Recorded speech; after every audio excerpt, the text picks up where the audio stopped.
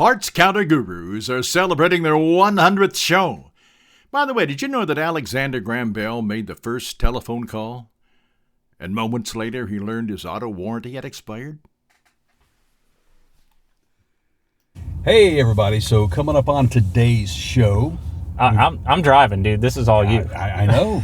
So the point he's trying to make is we got a little feature on a Mustang Mach-E Extreme. Something in the frunk. Something in the frunk. We're going to talk about it. We're hoping to maybe get a gentleman on during this podcast, talk to us a little bit in depth about it. We'll see how that goes. What else we got? So, we got Rain and GM vehicles, and apparently the two do not mix. Well, Stellantis. Oh, sorry. My bad. Yeah. Well, again, they're all up there. I'm sure there's some Stellantis I'm vehicles just driving here. They're probably in the same pool, so we just don't know about it. Let me just focus on the Mach-E, and then you... I got you. Yeah. And then we got a little more Jeep news. As you all know, Ford has went right for the jugular, went right after Jeep, and Jeep is firing back with a special package. So all of that coming up on today's podcast. I'm going to charge my phone. We'll be right back.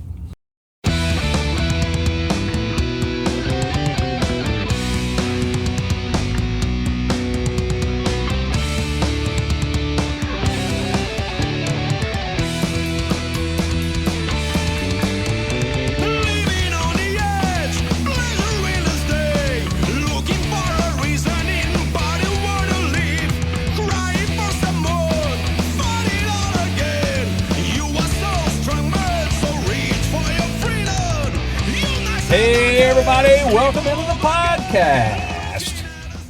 We're here today, coming live on location.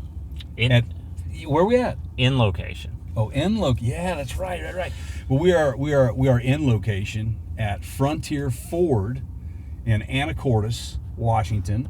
A little local Ford dealership here that these guys are really working it hard here for you, man. I'm telling you, I've looked all over this lot. They've got a little bit of everything, including what we are shooting live in right now, which is a Mustang Mach-E. I'm here just playing with buttons, man. I'm trying to set the parking brake while Jay talks. So so we're sitting in a Mach-E. We're going to get to that in a minute. We want to do we had some interesting conversations with Cameron earlier. We're not sure if he's going to come back and talk to us on camera, but we're going to get somebody to come talk to us for a few minutes about this thing, because it is fascinating. And I'm not, I've never been opposed to this Mach-E, but now that I'm sitting in one and that I've gotten a little bit of an education, I am like, needs to be like the next family purchase. Right. I mean, I'm amazed at the styling. If you want futuristic, man, you got it. Everything is right at your fingertips. It will do everything you ask it to do. Everything's push button, touch. There's really not a whole lot you have to do. And this is the world we're in now, the electric vehicle world. This is what it's come to, right? So I'm just gonna sit here and push buttons, which is which is normally side shot's job. And he's sitting in the back seat. I gave him a camera so that he can't push buttons, okay? So I'm trying to keep him busy while, we podcast, and he may weigh in here in a minute. But we're going to get to some of the cool things in this car, so everybody stay tuned with that. What are we doing first on the news side? Well, let's talk a little bit about a rainstorm that occurred recently. There's been a lot of unsettled weather. Not only that, just a lot of heat, which you went through. Let's talk about that. You've made your trek across country. Yeah. And you were stuck in Oregon at the Dalles, where it was nearly 120 almost 120. degrees. They were doing rolling blackouts because of the load on the electric grid. People are not used to having to run their air conditioners like that, or at all. So it's a mess, man. It was a real mess. And you're running on what, 30 amp? You couldn't. 50 is what the RV asks for, and I couldn't run both air conditioners on 30. So it was a little bit of a trick. I will say, by comparison, we are sitting here in this Mach-E. Cam has, what the side shot was telling me, let's see, the air conditioner is set to, it's 62. 62 and it's sitting on auto. I can't even hear this thing running. So if I turn it up just a little bit. It'll run. You'll hear it a little bit. But man, this is It's comfortable. It's quiet. It's so nice. So Yeah, so we just adjusted the. I could live in here. Yeah, you kind of could. You could kind of sleep in here. I'm I bet charging. you could hook a microwave up to this thing somewhere. We literally are powering our camera gear by this car right now. Oh, absolutely. Literally, this podcast is powered by the Ford Mach-E. Yep. Okay. At Frontier Ford in lovely Anacortes, Washington. We're going to give you contact info on them in a few minutes, but and while we while we talk about a not Ford, okay, so, and I mistakenly said GM, it's Stellantis, right? It is Stellantis, and Stellantis continues to have a lot of problems, but this is something out of their control. Weather is something that you have no control over, but they've had a lot of heavy rainfall in Michigan over the last several weeks, and unfortunately, they had a lot of flash flooding in the Detroit area, and in turn, that resulted in difficulty for people to drive around, or period, just anything. So they had a lot of flooding, and the big news about all that was that potentially hundreds of brand new vehicles were damaged when the shipping yard at Stellantis' Jefferson North Assembly plant became what they say temporarily a lake. And that was I think on the 26th or either 25th of June. Yeah, my sister mentioned that they were in the Midwest also getting hammered with flooding. Yeah, and I don't know how the dealership deals with that. Or not dealership, but the manufacturer. And here's why we say that. And we wanted to bring this up to you guys, is that one of the biggest things in used car sales is knowing the history of the vehicle. And a lot of times flooded vehicles can be disguised quite easily, so you need to be careful of that. But I'm not saying that that's what Stellantis is going to do, but I felt like it was a good opportunity for, yes, Stellantis has their work cut out for them to really qualify these vehicles if they weren't damaged too much. Maybe they strip them down, strip the carpet out. I don't know. Coming to a rental car agency near where are my sound. This is the one thing this car does not have, is the button for my sound drops. Like, okay, yeah, you need your I hate to say I told you so. It does have, it was pointed out to me earlier, and I didn't know this, but the entire front of the dash is a sound bar. This is a sound bar. So, I mean, it's like I could, I guess, like connect my phone and start playing sound drops. Outside of this huge screen, and what's the size of this screen, Side Shot? Do you know? I do not know. It's definitely bigger than an iPad. So, height-wise, I'm going to go probably about, 18 to 20 inches, maybe 22? It's pretty tall. It's pretty tall. Yeah. It's not short. I mean, it is, let's see, it's a little bit longer than my Surface Pro that I have in my hand right now. And I can tell you that it is very well lit, and it has some of the same features on this screen that you would have on a Surface Pro or an iPad or any touchscreen. There's an 11-inch iPad Pro. Yeah, there you go. Right there. So it's got to be at least 15, 16 inches for sure. But yeah, I mean, what's amazing to me is that everything it's minimalist. There's not a whole lot going on in front of you to distract you other than what's right in the middle of the vehicle. I don't know how would you react to having something that busy going on in front of you all the time. I'm almost certain if you go into the settings here, you can turn some of this off. If it, like here in display, calm screen, I can't see brightness, instrument cluster, center display mode. So you can get in here and probably dial down, like if it's going to bother you, like what. So display turns off the screen, calm screen switches the display to a simplified view of content. So yeah, you can kind of minimize it. And, one of the things Cam was telling us was, you can pull up the whole manual on this, which is a lot of the manufacturers are starting to do that now on the electrics. But so you mean to tell me no more fumbling around in the glove? Right. Or you just look it up, right? You just look it up. Yeah, that's so great. But back to what's going on with Stellantis, and the reason why this is important is more and more vehicles have more and more electronics in them, and just be on the lookout for that. It's a very unfortunate situation. There was a lot of videos that were shared on social media for this event. There was a lot of Dodge Durangos submerged up to their roof lines. Stellantis it keeps their newly produced SUVs there, their minivans, the Chargers, the Challengers, and some of the truck models there they're basically being staged there to be shipped. So Stellantis builds the Jeep Grand Cherokee, the Grand Cherokee SRT, and Dodge Durango at this plant.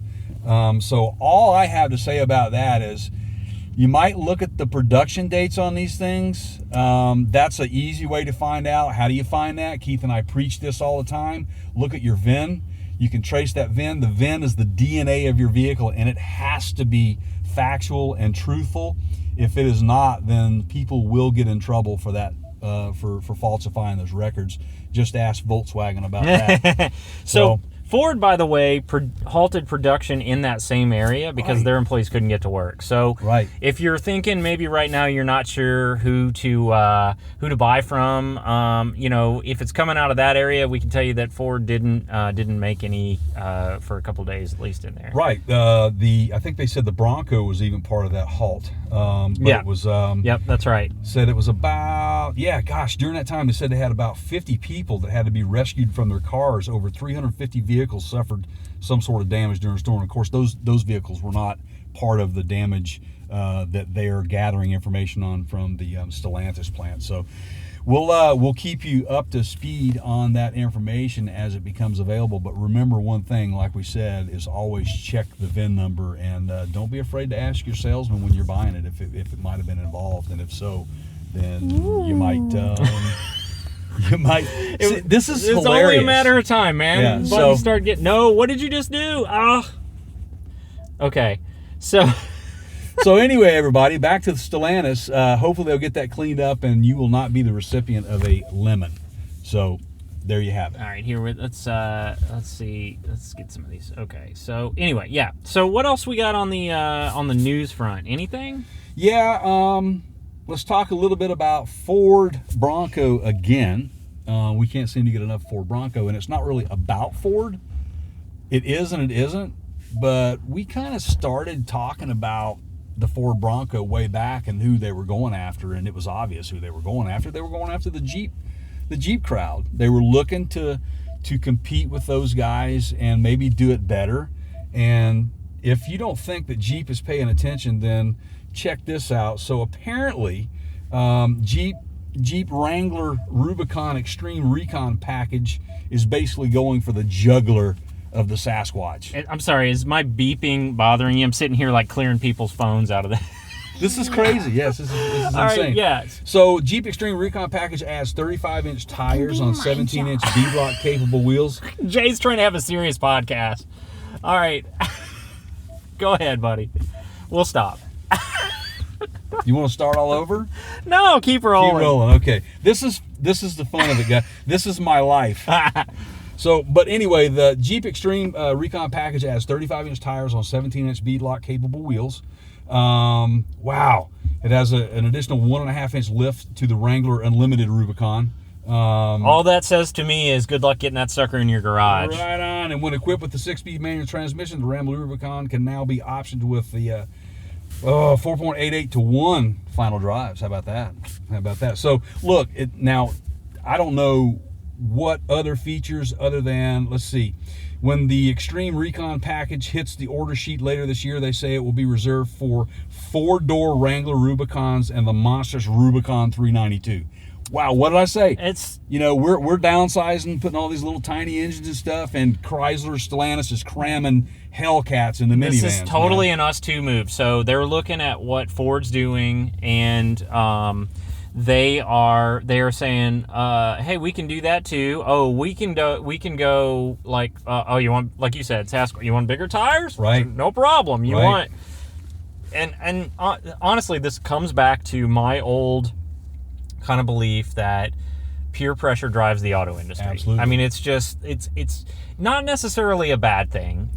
It's sales driven, right? But as long as there's innovation somewhere in that ecosystem, it's fine. Yeah. But just to be such a slave to peer pressure, I have a problem with that. But to be fair, like certainly this thing's a model of innovation.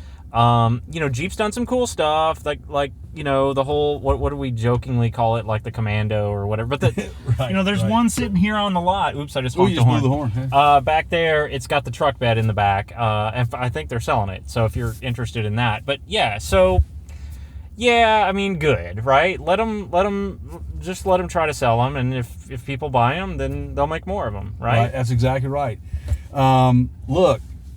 again, Jeep's paying attention, and like he said at the beginning of this segment, it's that, well, if you can, we can too. We can do it better, and that's exactly what Jeep is obviously trying to do here, because they have a long-term, faithful, committed crowd, and you're going to have the Jeep faithful that love this. The Rubicon that is fitted with the Extreme Recon package increases all of the things that Ford had already went above and beyond on. Right. And that includes the approach angle is now at 47.4 degrees, to where the Broncos is 43.2. The breakover measures 26.7 degrees, which is not much over the Ford's 26.3. The departure angle is up to 40.7 degrees. To the Sasquatch is 37. And they say when it comes to wading through a pond, the Recon's 33.6 inch bests the Bronco by a measly 0.1 inch. So there you go.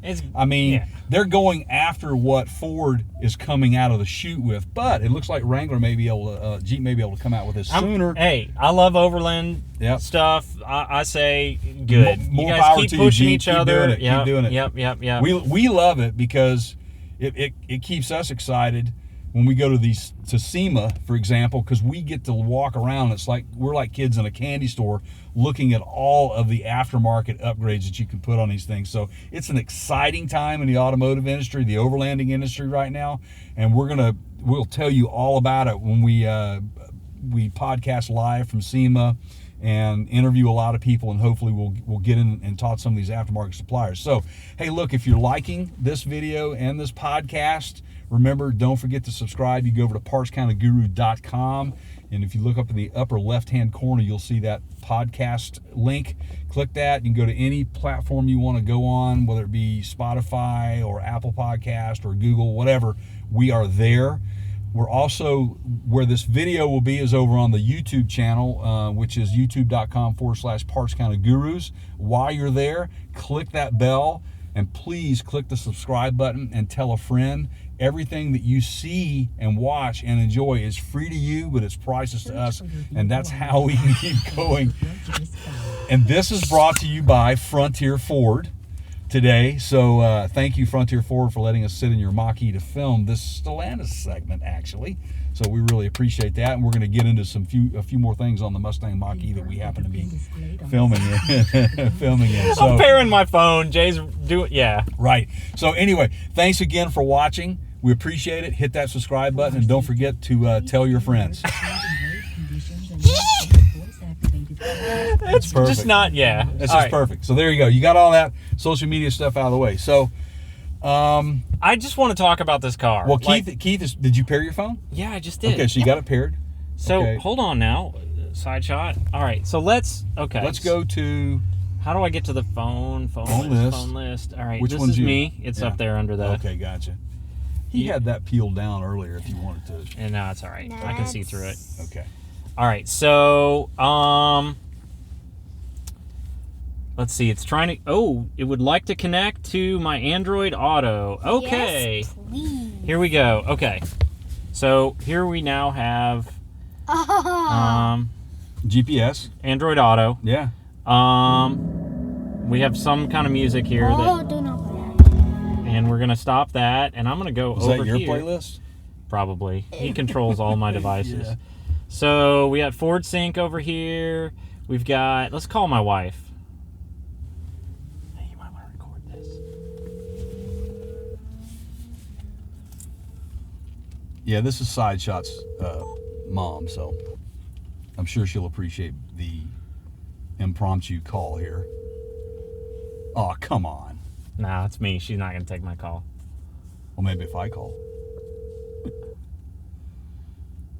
All right, she missed her opportunity. Big red button. Hello. Hey, Oh. full disclosure, we're calling you on the speakerphone of a Ford Mach-E. Oh, nice. While podcasting. So your consent to this conversation, consent you for full disclosure of participating in podcasts is Parts Counter Gurus, blah blah blah. Okay, now, hey, I think next family car. Can we get a Mach-E? It depends. So just so you Depends know, on one thing, oh, Okay. but I'm the predominant driver. Oh. Yeah, so this thing's pretty amazing, I got to tell you. I know. I looked at it yesterday and I couldn't believe I liked it. Oh, you haven't seen anything yet. You got to see the inside of it. And there's some guys here at Frontier Ford that can make that happen. absolutely. We just need to put some miles on it, and then you can take this Right. thing home with you today. Yeah. So that's it. I just wanted to call you from the car and let you know that I've already put a deposit down. Okay, see you later. Hey, All right, so so yes. The question is, if she sends a text message, no, do not get that car. Wait, what? Will it come through? Let's go back here. If Oh. she sends you a message being all upset, What will happen? what will happen? Will it come through? It probably will, but we're not gonna, we can hit auto ignore or whatever. So, all right, so So this thing looks like this is basically your that's Android Auto. that's your I literally just paired my phone to the car and Yep. it said, "Do you want to use Android Auto? We can tell that your mobile device is capable of that." right. And I said yes. So these are all my these presets. are all of your preset apps. Yep. Gotcha. Waze, Yep. Pandora, MLB, of course, Jay. We'd expect nothing less. Right. The podcast apps. Hey, would we get a copyright strike if we started playing our own podcast here? I don't think And so. then so then you've got weather, Better YouTube not Music, try it. Skype, So and there's Google Maps if that's your thing. So I must admit, when we kind of were standing outside talking to the guys here, that I was a little bit in the crowd of, and I've said this before, yeah, but that's not really a Mustang. And, we haven't driven it yet, but I'm going to tell you right now, like from some of the things that I've already learned about it, I have a feeling I may have misspoken. Yes! So we're gonna see if we can't get a little drive action going on in a little while. But in the meantime, what strikes you? And I'm sitting over here in the driver's seat only because nobody else did. I love Well, the yeah. pictures Go on ahead. this. It's so pretty and smooth, like you said earlier. It's very minimalistic. sleek. It's very nothing about it jumps out at you as being overcrowded in my vision right Yeah. now. And I like that. I like minimalist. I'm a minimalist when it comes to that sort of stuff because you can get too busy. I think that's why I like my Mini Cooper, because there's not a whole lot of things going on there, Yeah. Well, and look, man, I mean, you've literally got, I don't know if you're getting this on, we are powering everything we are doing right now on, Once again. from this Mach-E. Yep. We've got the air conditioning running. It's set to 70 degrees. Are you cool? Oh, you've got your own controls over there. Yeah, I'm fine. I'm good. Yeah, I mean, it's amazing. I intentionally put this back on just to see how I would feel. It's not plugged in. So the cool things, some of the things that I thought was really cool what he explained is, first of all, we talked about the charging port, where the charging port is. It's on the front driver's side, Yep. which gives you easy access to any charging station that you might like. Say, for example, I told Keith this the other day, before he came, the local shopping center, the local grocery store that we shop at, they installed charging stations all over the parking lot. So that's something new. It's happening. The movement is on. But the thing we talked about in that one podcast was where Tesla's charging port is at, which is on the back end of the vehicle. And in some locations, you have restrictions to where you have to pull in forward. You can't back in. So Ford has gone ahead and thought about that and said, okay, we're just going to put ours in the front, and that's what they did. That and the fact that it is geared towards keeping the vehicle at a temperature for survival of the battery. Hey, by the way, there's a charging station at Frontier Ford 100 feet away. I just looked it up on the car. Yeah, it's right there. Then there's one at Island Hospital. There's one at Walgreens. They don't have the new one that you just mentioned there at Safeway yet. Right, but look at the they're public everywhere. parking, Ship Harbor Ship Inn. Harbor Inn, and there. All these are Look at within. this yeah. I mean, look how many. Let's Look. take it over to That's Nissan a- and charge it up. that's That'd be a hilarious. ton- wouldn't it? Isn't that funny? Walmart. Carmart, yeah. Yeah. But the Walmart, that's a huge Yeah. Walmart. It has a bunch of them over there. But look, I mean, just in an area that's, Yeah. within 25 miles, you're looking at probably, 20 25, maybe 25 charging let's see stations. here quickly. I mean, it keeps, yes, there's 19, Just keep going, 26. keep going. I mean, this keep is going. all within 36 within 20 miles. Yeah. Of course, some of those are you have to take a ferry over to the island, but outside of that. So the argument of, well, we don't have the infrastructure, you can go blow that right out of your own horn, because that's just not the case, people. You need to educate yourself and understand that charging stations are everywhere. Do not be afraid to buy an EV. Now, Keith and I have said this. We're not anti-EV. We're not pro-EV. We are pro-automotive industry. And right now, if you are not understanding that the move towards EVs is happening and it's coming and it's going to get bigger and bigger, then your head is in the sand. That's all I have to say, because they are here and they're here to stay, I do believe. Now the technology will probably change, and that's a good thing. But this is the first step in a direction that our future vehicles are going to be. For example, Side Shot, for example, he's not old enough to drive yet, but he will be in, what, say 7-8 years, something like that? Sooner than you Sooner think, than that. Jay. So yeah. here's a kid already doing his research now by being a guru with us. He's doing his research now. He's going to be very well prepared on what he knows he wants to buy when he gets old enough to get that car. And he's already said the Mustang Mach-E is really on his list. So, and this is first generation, people. First generation. So keep that in mind. These are technologies that have been worked on for the last 30 years or more. And the one thing that seems to get better and better is the battery technology, and or how we power these things and how we can recharge these things, and it's getting better. Spoke with a gentleman that was here earlier, asked him what he thought about electric vehicles. He says, oh, I own an Audi e-tron. Told me the story where he went and bought it, drove it across country from Texas to Washington State. Never had a problem. Was able to charge that vehicle at will whenever he needed to. So that is an argument that I'm afraid some of you may not win, right? So, I mean, we've seen them everywhere, in some places that we just didn't expect to see. I mean, they're and the built-in features to find these things. It's just because some of them are not regular behind buildings and stuff. It's so easy to find them on here. Hey, can you get the camera rolling and get a shot of this vehicle's cameras? This is pretty amazing, man. Yeah. So point this out, yeah. So this is just their infotainment screen or whatever they're calling it, right? It's massive.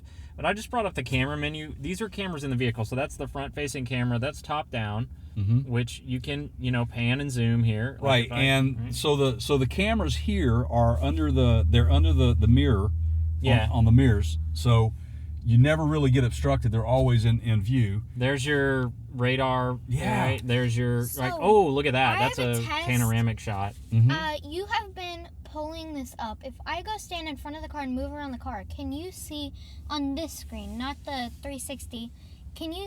Will it tell you if I get close to the car? Well, let's see. Go do it. Go do it. Check it out.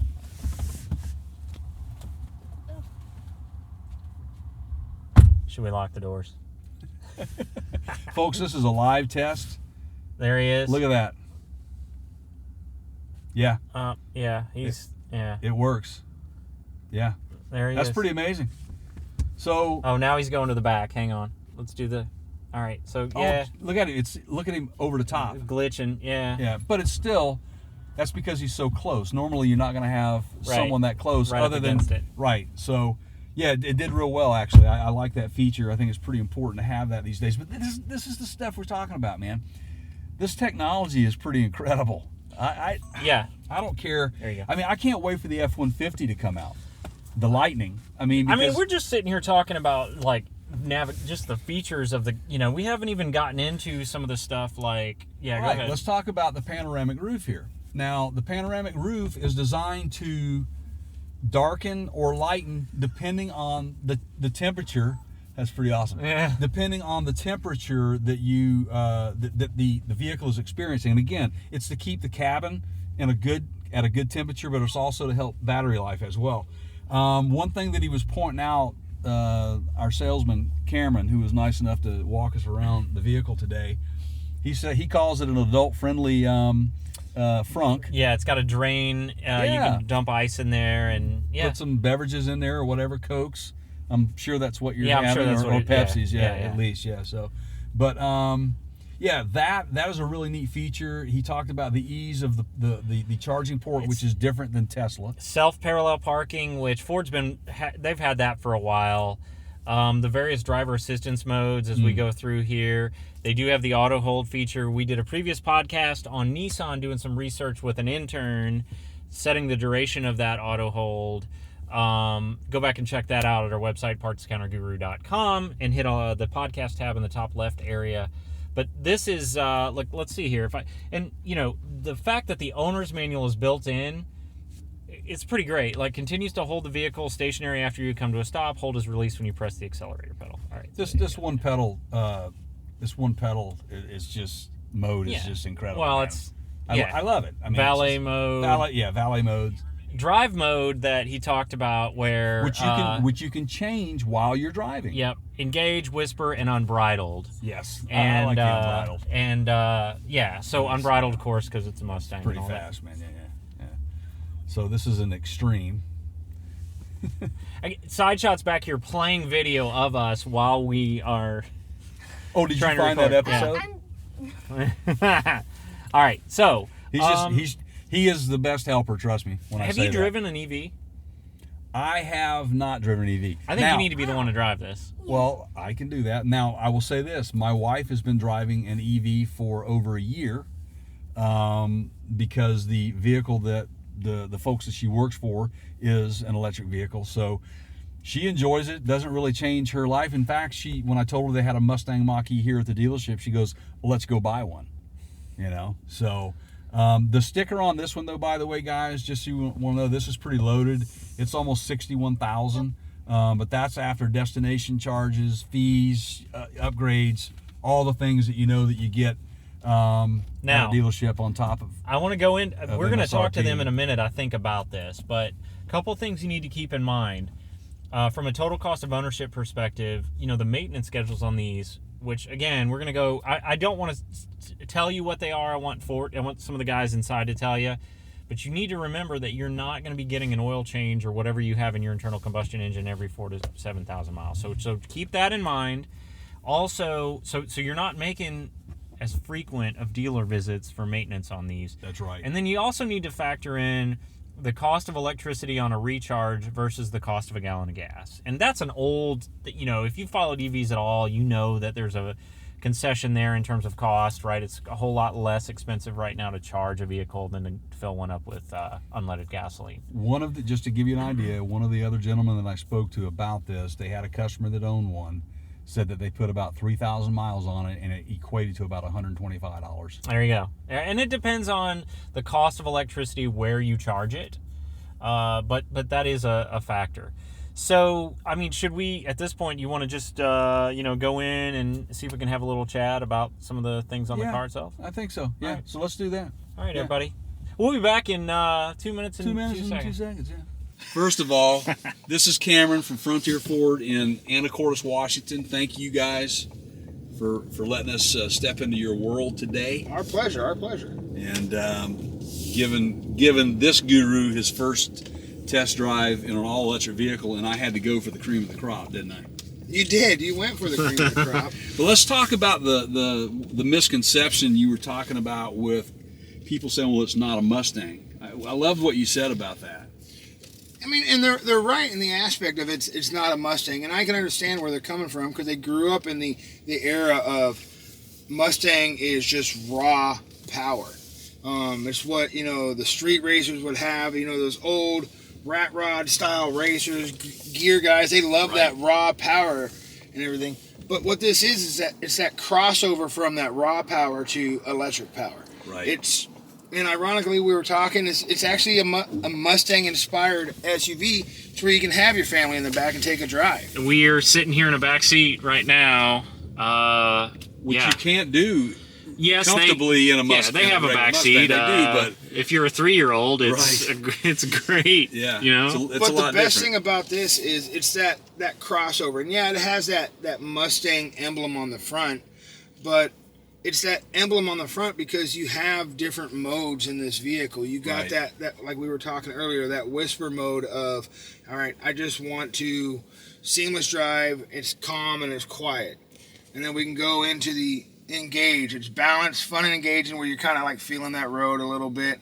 And then we go in here into that unbridled, which is what we're in right now. Exhilarating.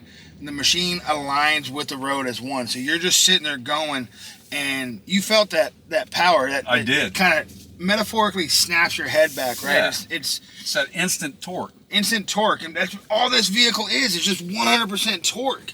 You don't have to worry about that lay of the camshafts and all the gears, the pistons hitting just right, and you got to tune it.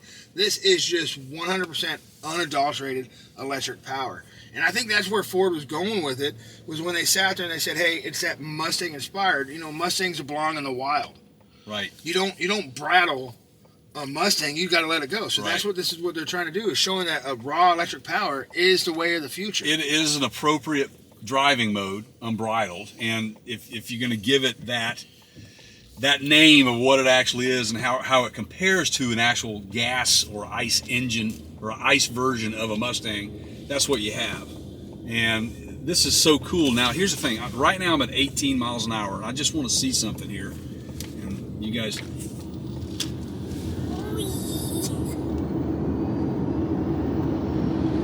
what would you say, 4 seconds? I mean, not even. Yeah. You were rolling when you started, but yeah. I think from 0 to 60, I think it's right around 4.2 seconds. I'm not 100% sure on that calculation. It differs because you got different variations of the Mach-E. You got your base unit, then you have your premium. They're even coming out with the GT Mach-E. Mm-hmm. Yeah, and don't stir up trouble. Want to race? No. Wouldn't it figure I'd be next to a Tesla? Yeah. On my first test drive in a Mustang Mach-E. She's. How does the car drive for you? For me, it's almost effortless. So what we're gonna do is we're gonna go here. We're gonna turn on the cruise control. Okay. We're gonna turn on the lane centering is on. Okay. And we're gonna set it. Now go ahead and take your hands off the wheel. Yeah, this is a little. It's if you've never done this before. Right now, yeah. The vehicle is driving for you. Now it's not doing that autonomous driving. Right. It's centering the lane. It's centering as one. And if we came up to a corner or something, it's gonna go with the road, and that's gonna let you know. Right. It doesn't have that programming just yet. It didn't feel Put it. your hands back on the steering wheel. Right. So that mode is kind of like, I need to get something. Not metaphorically reach down and grab something, or you're grabbing your cup again or something, your coffee cup, or your everything. And now since your hands are on there, it cancels itself out. But that lane centering is still what's keeping you going and allowing you to drive. That's pretty amazing. So here's the other thing. I mean, you tried it a little bit. I'm going to go ahead and put that one pedal mode on. So that one pedal mode is on. The minute you take your foot off of that gas pedal or that electric pedal, it's going to automatically stop. Oh, we got to turn cruise control off. Oh, it's still on. Yeah. All right. When you take your foot off, it's going to start to brake for you. Oh no, we turned it back on. There you go. There it goes. Oh yeah. And you feel that it's automatically starting to brake. And that right there, when you're Make a right up here. We're going to go back behind the refinery a little bit so you can feel some different turns. Okay. Because we've been on some straight roads. I want you to see how the vehicle, and we're going to leave it in the unbridled. I want you to see how the vehicle kind of goes through curves and everything, and allows you to feel how it's going to handle. And you can tell me if it handles like a car, an electric car, because I know you've driven electric cars before, or if it handles like a true car. I can tell you right away what I like about so far the handling of this thing, and I'm not even driving it yet, but how it feels in my hands and how it feels like on my real rear car. end. It's a real car. It in your feels good. hands. It's not plasticky. So if you remember, Keith, in our podcast that we had with Marlon, we talked to Marlon about how he was not a big fan of the EVs, right? Yep. And the reason he specifically called out the one brand that's right. Isn't this brand, Yes. and said it feels cheap. But he was used to. You guys get ready because I know. All right. You're in a whisper. Oh, You're not in unbridled. Oh, we'll go to unbridled. Here you go. Let's go to unbridled, man. Here you go. Here's the unbridled. And now you see how the screen changed? Wow. Dude, it went from. Okay, but this isn't a real Mustang. Okay, You're so right. It's not a real Mustang. What it is that Mustang-inspired SUV, to where it's that crossover from raw power into that electric power, and it's showing you what that electric power can do. It's unbridled. bridle. I completely have been in GTs many times, have driven some of the Shelbys, and your acceleration is... What I'm doing now, so this is the regenerative is going on as I'm bringing my hand, my foot back off the throttle there. Jay, have you ever driven a car with that much raw acceleration? No. I mean, I've driven some fast cars, man, but I would lose it somewhere in the shift. This is You want to turn on the propulsion sound and see what that does? Yes, Yeah, I was about to ask about that. Okay, no, let's see what we got. Oh, listen to that. It's like a jet engine going on. I'm intentionally not getting the So, speedometer I have a- screen. I have a question for What's you. up, little man? Does this car, it has the parking where it will Parallel park for you? parallel park for you? Yeah, so Does that work? Yeah, it does. And what it does is it uses all the sensors. You got your front sensors, your rear sensors, all the sensors around. All you really have to do is put it, and it's going to tell you, put it in reverse.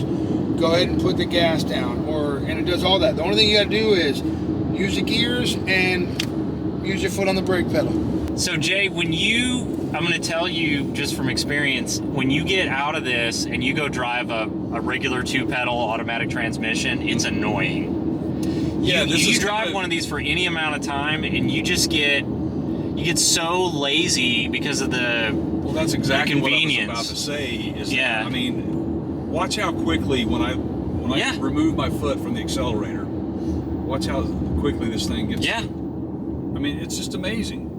And also, it's letting you know that you're in the 1-pedal mode right here. See I see that. Yeah. indicator? Oh, that's what that means. Yep. Okay, so it's So a we little can turn blue. that off. No, right there No, on the it's left. not. You're ready? See, left or ready right there. See All it? right. So we turn that off, and now it's gone. Uh-huh. And I felt that, by the way. Mm-hmm. I felt that. What is Lincoln going to do to compete with this? Good question. All right. I mean, I honestly don't know. how do you get a better, more... I mean, there's a few things you can do from a luxury perspective. And interesting Whoa. and interesting that they chose to do it in the Ford line first instead of the Lincoln line. Ford has always tried to, stay up with technology. They brought out a lot of hybrid vehicles. They got the Escape, the Explorer. They're coming out, and they got the F-150. They're coming out with the F-150 Lightning, which is the 100% all-electric truck. And they're coming out with the Transit E. It's an electric Transit. And the Maverick, the small body truck, is going to have a hybrid motor in it also. So Ford is always trying to stay up into the technology and stay with what consumers want. I bet you that there will be an all-electric version eventually of that Maverick. And Ford is very smart with their small Transit. This way. Oh no, Go straight with the small Transit because It's not the Connect, it's the bigger Transits.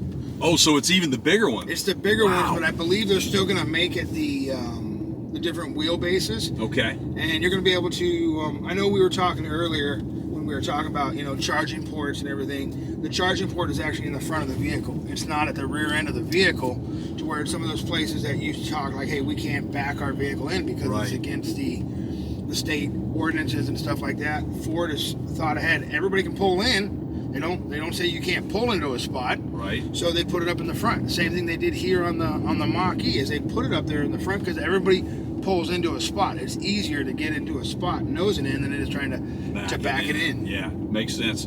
Finally, but the fleet vehicles, right? Mm-hmm. So that's where Ford really makes their money on a lot of these fleet And vehicles. they're making their money on a lot of those fleet vehicles because you got these fleets that are, what's the biggest thing that fleets look for? The biggest thing that fleet looks for is maintenance on the vehicles. That's right. One of the unique things about this vehicle is it doesn't have your standard oil changes that you need to have.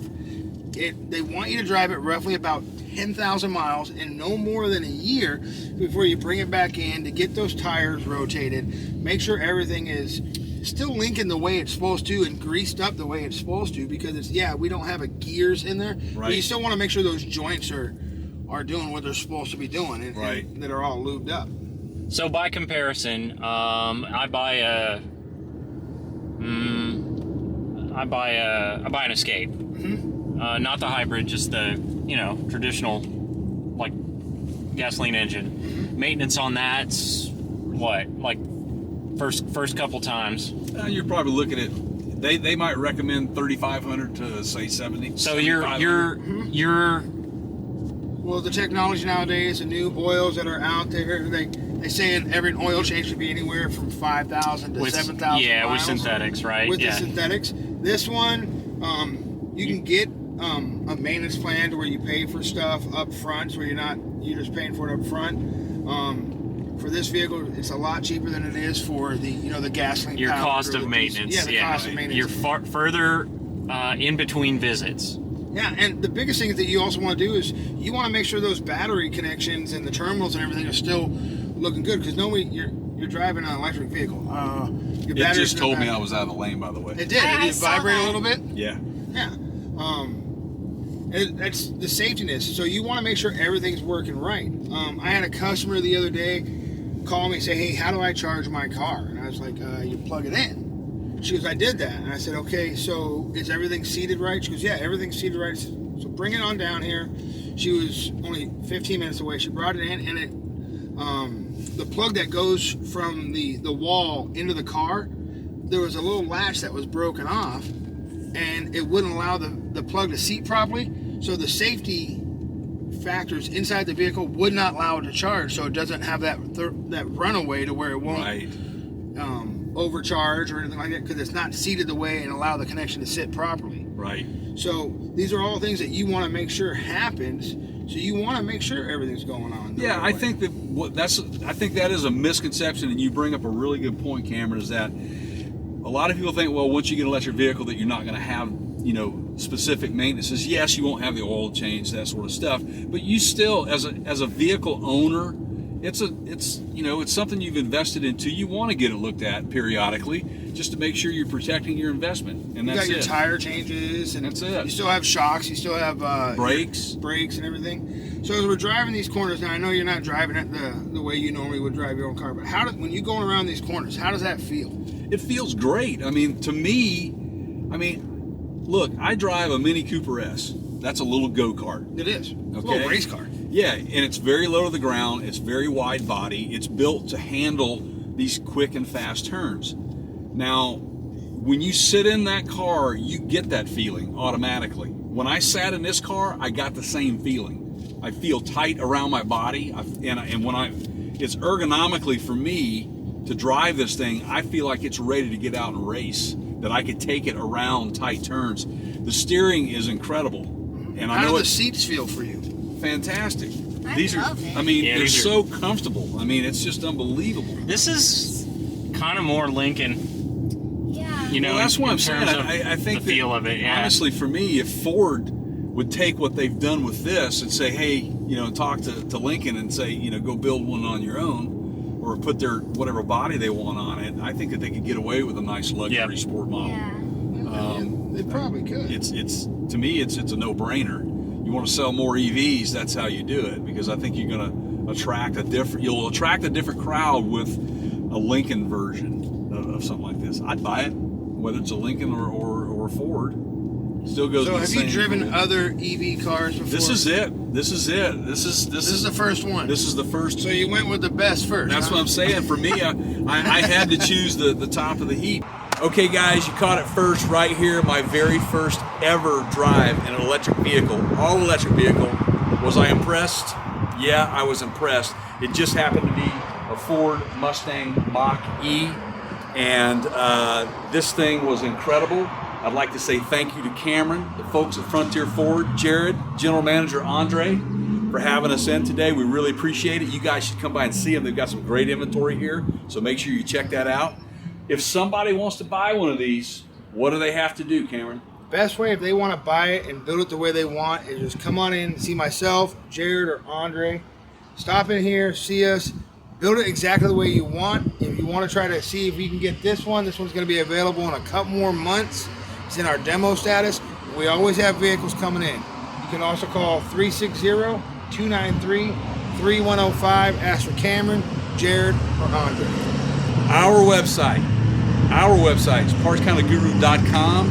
You can check out our podcast there. Just click on the podcast links. You can also check this video out over at youtube.com, and that's youtube.com/partscountergurus. And make sure you click on the bell. And also, is that your sound effect? And also subscribe. Please subscribe to our YouTube channel. What's your website? www.frontierforwardusa.com.